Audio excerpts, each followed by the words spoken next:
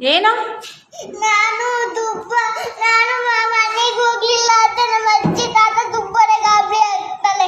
ತುಂಬ ಗಾಬರಿ ಆಗ್ತಾಳೆ. ನಮ್ಮ ಮನೆಗೆ ಹೋಗದೆ ತುಂಬ ಗಾಬರಿ ಆಗಲ್ಲ.